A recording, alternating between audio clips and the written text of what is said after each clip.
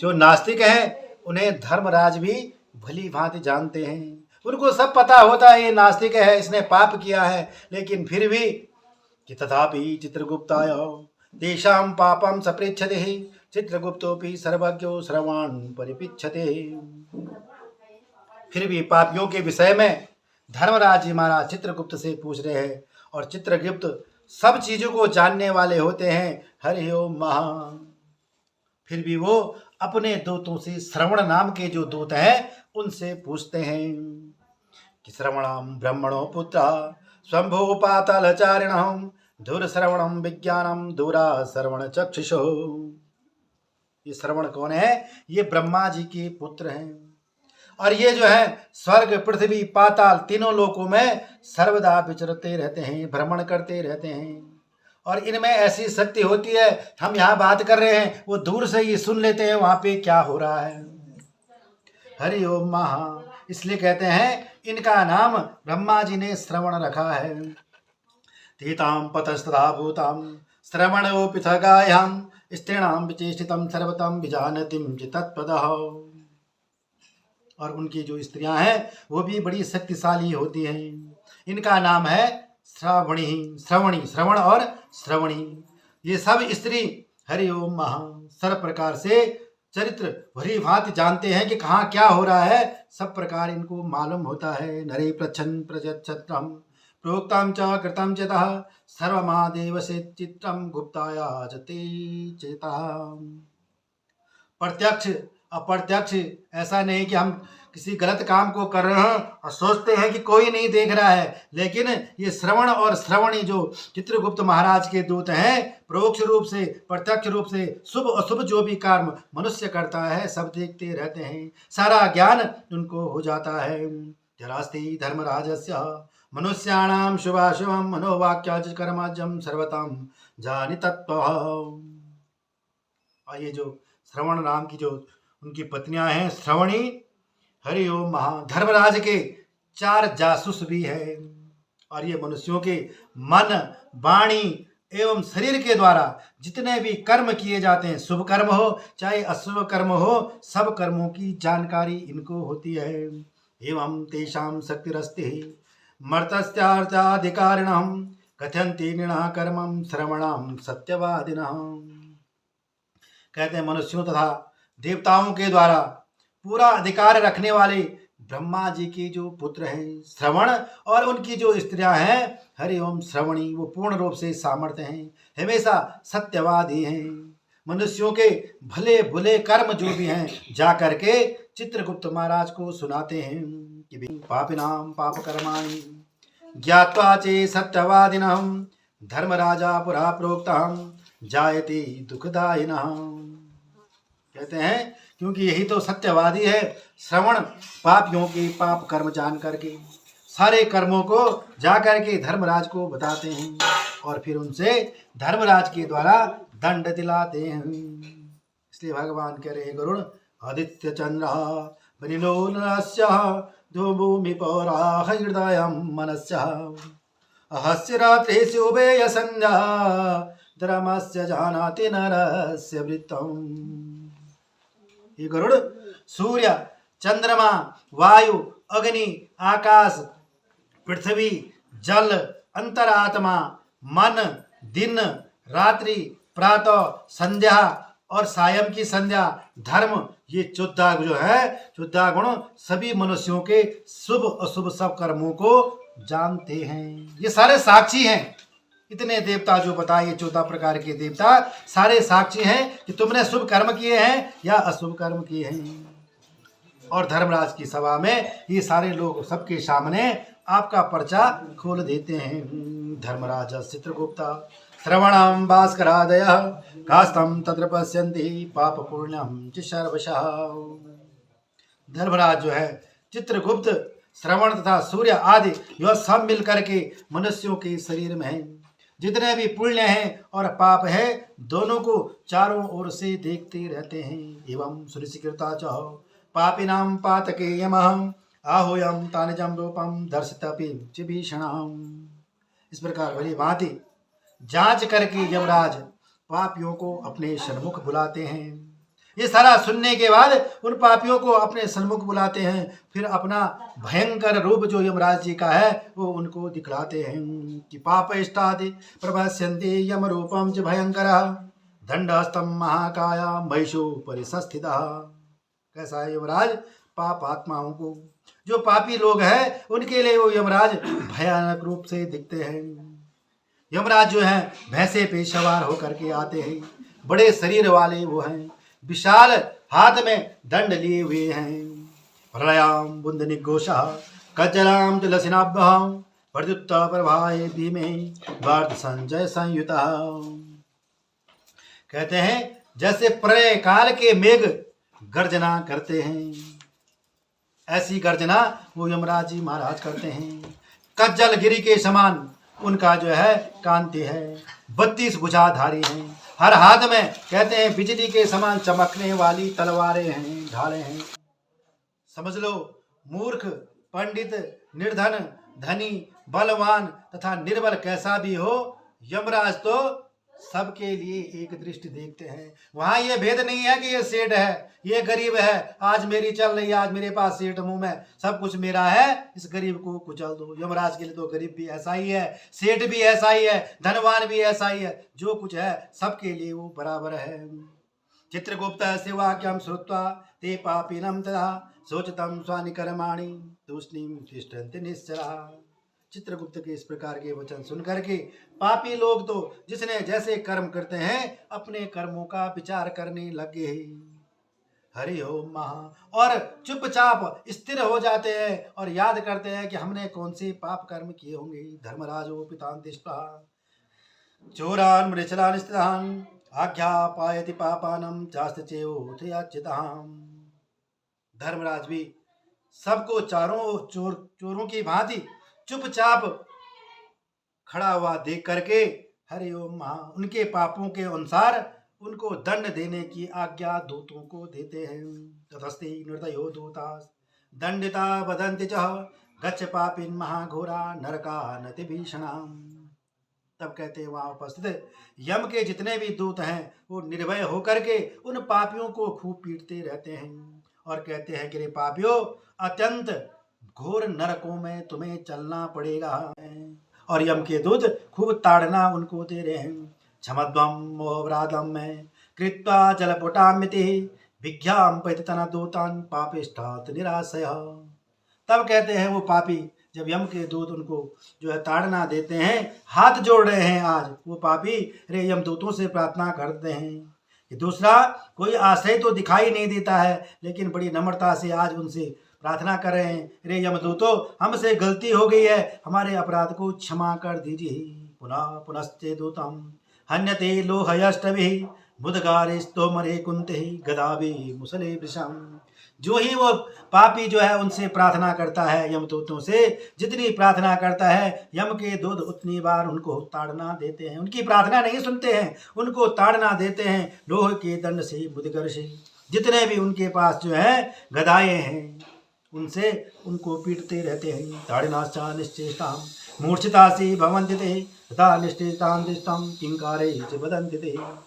तब ताड़ना पा करके निश्चित होकर के मूर्छित होकर के धरती पर गिर जाते हैं। हरि ओम महा। और पुनः यम के दूत कहते हैं कि भे भू भू पापा दुराचारहम किमर्थम दुष्ट चेष्टितम सुलभानि जदातानि जलानान्यपि क्वचितः। ये दुष्कर्म हो, अरे पापियो, तुमने मनुष्य जन्म पा करके, जब तुम्हें मनुष्य जन्म मिला था और तुमने मनुष्य जन्म पा करके अपने जीवन को सफल नहीं किया और हमेशा क्या किया, दुष्ट कर्म ही किए। अब तो उन कर्मों का फल तुम्हें भोगना ही पड़ेगा। तुमसे यह भी ना हो सका कि जगह जगह मिलने वाला जल, किसी को पानी तक तुमने नहीं पिलाया, किसी भूखे को अन्न तक तुमने नहीं खिलाया है। ग्रासो ध्वम प्रेनो दत्तम सवाशाम यो बलिम नमस्कृताम नादिताय नम कृतम पितर्पणः। अरे और तो और, रोटी का जो ग्रास का आधा टुकड़ा होता है, उसी कुत्ते को तुमने वो रोटी का टुकड़ा भी नहीं दिया। कौवे को कौवा आता ना, उसके कोई बलि भी नहीं दी, कोई रोटी का टुकड़ा कौवे को भी नहीं दिया। और घर में कोई अतिथि आया है, कोई भी साधु संत आया है उसको भोजन देना तो दूर, उसको प्रणाम तक तुमने नहीं किया है। इसलिए प्रणाम करना भी पुण्य का ही भागी होते हैं। इसलिए मत सोचना कि कोई आया उसको हम प्रणाम कर रहे हैं, हमने बहुत बड़ा काम कर दिया। वो भी अपने जीवन का एक पुण्य है। या आप सुन रहे हैं हरि ओम माँ, यमराज के दूत आज उस पापी को उस यमपुरी में बता रहे, अरे तू किसी को नमस्कार करता ना, वो भी तेरे लिए पुण्य था। अपने पितरों के निमित्त उसने तर्पण भी नहीं किया है। यमस्याम चित्रगुप्तस्य न कीर्तम ध्यानमुत्तमं न जप्तस्यं तयो मंत्रम न भवेद्यं च यातना। फिर न कोई तूने तीर्थ में जाकर के देवताओं की पूजा की है। गृहस्थ आश्रम में तो रहा, लेकिन गृहस्थ आश्रम में रहकर भी तूने जीवन में केवल अहंकार ही पाला, अभिमान ही पाला है। हरि ओम अभिमान में आकर के हरि ओम महा, किसी को दान नहीं दिया, किसी का सत्कार नहीं किया, हर किसी का अपमान किया है। हरि ओम महा। कहते हैं कुछ यमदूत तो पृथ्वी में गड्ढा खोद करके वहां उसको डाल देते हैं। हरि ओम महा। केचित् प्रज्वलन मानस्ते संसारे परितो वृषम उलमेकम वेष्टिदायित्वम ध्यायन्ते लोहपिंडवतः। कुछ पापियों को तो जो है बड़ी बड़ी लकड़ियों से चारों ओर घेर लेते हैं, फिर लोहे के पिंड की भांति उसे तपा करके लाल करते हैं। हे चित घृतमये पाके तेल पाके तथा परे घट्टाक्षि पर्वतम गच्छ प्रक्षवन्ते तस्पृतः। और कई का तो जो अग्निकुंड में जैसे गर्म घी होता है ना, उसमें फेंक देते हैं। इस प्रकार से हरि ओम महा। जैसे कहते हैं हलवाई जो है तेल की कढ़ाई में जो भी उसके पास सामान होता है उसको परोसता है, ऐसे ही वो हलवाई की कढ़ाई की जैसे उनका तेल की कढ़ाई में स्वापी आत्मा को डाल देते हैं। एवं संताड़ितान दूतान संकृष्यो यमशासना ताम्रशो दिश घोरेशु श्रियंती नरकेषु च। कहते हैं इस प्रकार यम के दूत उन नारकियों की ताड़ना करके फिर वहां से खींच करके तामिस आदि जो नरक है उन नरकों में उस पापी को डालते हैं। नरको दुख बलास्तत्रम वृक्ष समीपतः तेस्वती नमः दुखम तवाचम अपगोचरम चतुरै शीतलक्षाणि नरका सन्ति खेचरा तेषां मध्ये घोरतमा घोरे यास्तेकं च विंशतिः। उस सालमली वृक्ष के निकट है। कह रहे भगवान कह रहे हैं गरुड़, बहुत से दुखों से युक्त नरक हैं, और नरकों में पड़ने से वो पापी बड़े दुखों को प्राप्त करता है। कहते हैं ऐसे भयंकर नरक हैं, उन नरकों का वर्णन करना सविष संप्रतापन महानिरय काकोल संजीवन और महापथ नाम के ये नरकों का वर्णन बता गया है। अभिचोरंधताम सम कुंभे पाकम तथैव च संप्रताम नाम के स्तपन सत्पेकम च विंशति। अभिच अंधतामिस कुंभी पाक संप्रतापन तपन, ये 21 प्रकार के नरक मुख्य रूप से बताए गए हैं। नाना पीड़ामयाम सेवां नाना भेदे प्रकल्पितः नाना पापक विपाकस्य किंकरो घेरधिष्ठितः। ये नरक कहते हैं बड़ी पीड़ा देने वाले हैं। इन सब के अनेकों भेद कल्पना किए जाते हैं। नरकों द्वारा नारियों को नाना प्रकार के कर्मों का फल इन नरकों में जाकर के भोगना पड़ता है, और यम के दूत इन नरकों में उस पापी आत्मा को यम यातनाएं देते हैं। कर्म करके अपने कुटुंब का पालन करता है, और उन्हीं कर्मों के द्वारा अपने प्रारब्ध को बनाता है कि मेरे जीवन का एक ही कर्म है कि मैं रहे तो परेशान कर, बुरे कर्म करना है, और उसी को प्रारब्ध बनाता है। कहते हैं हरि ओम महा, वो भी नरक का भोगी होता है। केवलेन विधर्मेण कुटुंबा भरणे सुखा याद जीवोतामिशम चरमम तमास पदम। और अधर्म करके हरि ओम महा जो कुटुंब का पालन करता है, हरि ओम महा कहते हैं उसको अंधतामिस नाम के नरक में जाना पड़ता है। अधस्तान न लोकस्य यावतीरम धनादय कर्मस्य समनुक्रम्य पुनरातम ब्रजेच्छुरी। इस प्रकार है गरुड़, नरक लोक के नीचे जितने भी यातना आदि नरक हैं उन्हें कर्म पूर्वक भोग करके पापों से रहित एवं सुशुद्ध होकर के फिर वह इस लोक में मनुष्य जन्म में लेता है। इतने नरकों में जाकर के और तब जाकर उन पापों का भोग करके तब पुनः उसको मनुष्य जन्म मिलता है। धनादि निधनो देवः शंख चक्र गदाधरः अक्षय पुंडरीकाक्षं प्रेत मुक्तिं प्रदो भवा। पुनः गरुड़ जी भगवान से पूछ रहे हैं कि गरुड़ उवाच के गच्छन्ति महामार्गे वैतरण्या पतन्ति के पापी नरकें यान्ति तन्मे कथय। इस प्रकार कहते हैं नरकों का वर्णन सुन करके गरुड़ भगवान से पूछ रहे हैं कि सब किन पाप कर्मों से जीव को यम मार्ग में जाता है और किन कर्मों के द्वारा वो वैतरणी नदी में पड़ता है और किन पापों से उसको नरक की यातनाएं भोगनी पड़ती। कृपा करके हे भगवान ये सारा वर्णन मुझे विस्तार पूर्वक बतला दीजिए। भगवान कह रहे हैं सदैवाम कर्म निरता चो शुभा कर्मम परामुखम नरका नरकायन्ति दुखा दुखम भयात भयम। भगवान कह रहे हैं गरुड़, जो पुरुष हमेशा पाप कर्मों में फंसे रहते हैं, शुभ कर्मों की निंदा करते हैं और जो अच्छे कर्म हैं उनके विरुद्ध होकर के चलते हैं, वे ही पापी लोग नरक से निकल करके एक नरक से निकल करके दूसरे नरक में पड़ते हैं। एक दुख से निवृत्त होकर के दूसरा दुख भोगते हैं, एक भय से छूट करके दूसरे भय में ऐसे लोग पड़ते हैं जो हमेशा सुकर्मों की निंदा करते हैं। धर्मराजम पुरे यान्ति त्रिविधे द्वारे से धार्मिकाम पापस्तु दक्षिण द्वारम मार्गेणम व्रजवन्ति।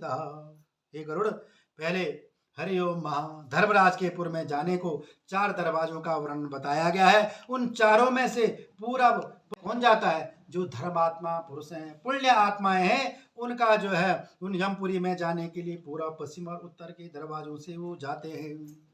अस्मिनम महादुखे मार्गे वैतरणीम नदी तत्र ये पापिनो यान्ति तानाम कथयामिति। और शेष जो चौथा दरवाजा दक्षिण द्वार है, वहां से पापी पुरुषों का गमन होता है। इसी दक्षिण द्वार में यमपुर जाने से अत्यंत दुखदारी वो यम का मार्ग है और उसी मार्ग में वैतरणी नदी पड़ती है और उसे लांग करके उस पापी को जाना पड़ता है, महादुख उसको उठाना पड़ता है। और जिस प्रकार कहते हैं पापी उसमें पड़ते हैं हरि ओम महा के ब्रह्मघानस्य सुरापानस्य गोगना बालघातक स्त्री घाती गर्भपाती च ये चे प्रछंज पापिना। कौन से पापी उस वैतरणी नदी में पड़ते हैं? उस यम मार्ग में कौन से पापी जाते हैं? कहते हैं भगवान कह रहे गरुड़, मैं इनका वर्णन तुम्हें सुनाता हूँ।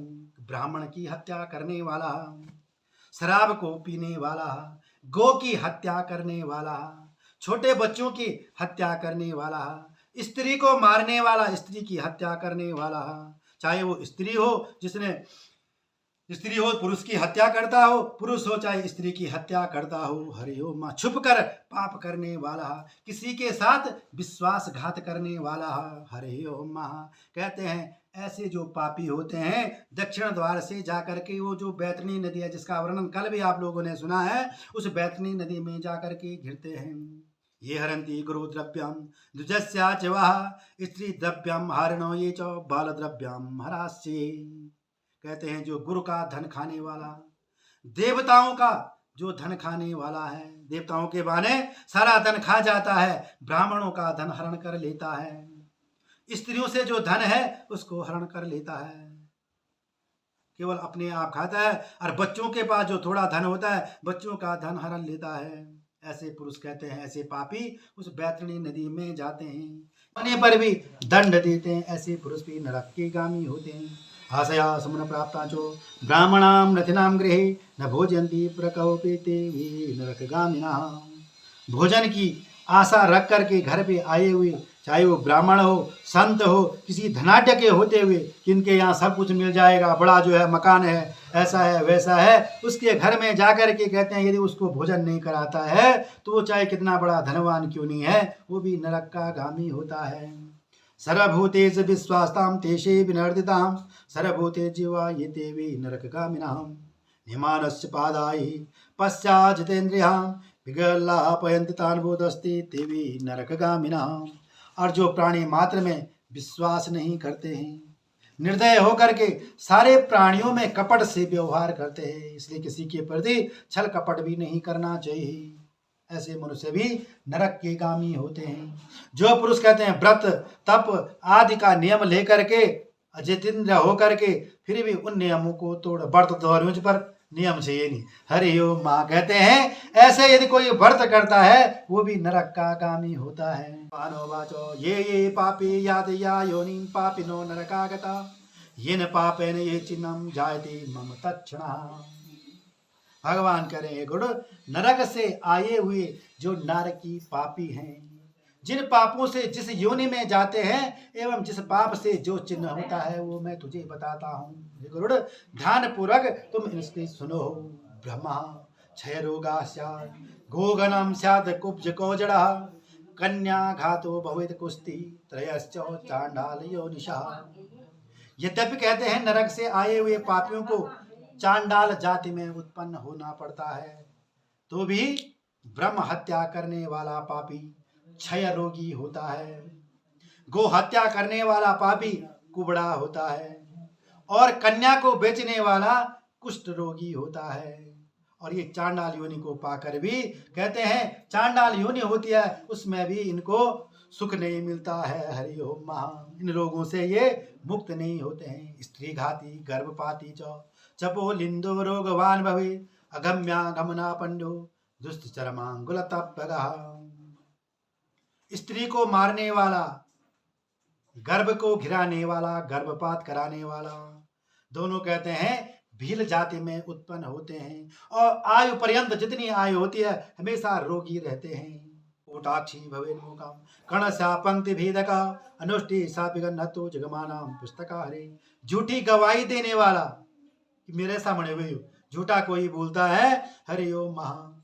नर का जन्म होता है। जूता तिनके लकड़ी कपास चुराने वाला मेष होता, बकरी का जन्म होता है। यश्चराधुपाजी बीज मार्गो स्ताम विलंबते विरभ्याम श्रेयस्तु छागद्वासान्तिके गृहे होमितो विषपालेनो कृष्ण सर्पो भवेत्तिरो निरकुंसा स्वासाद कुंजो निर्दने बनि। और जो भयानक कर्म हिंसा वृत्त से आजीविका करने वाला होता है, मार्ग में आने वालों को लूटने वाला और शिकारी कसाई के घर उस कहते हैं उसका जन्म बकरे का होता है। विष खा करके आत्मघात करने वाला, जहर पीली और हरि ओम मां आत्मघात करने वाला पर्वत पर काला सांप बन जाता है। निरंकुश होकर के जो किसी की आज्ञा नहीं मानता है निर्जन वन में जैसे हाथी होता, हाथी का जन्म होता है। भैसा देवम करता रह सर्वभक्षा चोदिताम अपरीक्षिताम भक्तारो व्याग्राम सुनजे बने घाती मनुष्यस्तु योनि संध्याम उपासे अंत दुष्टा बहि साधु सभवेत ब्राह्मणो बका।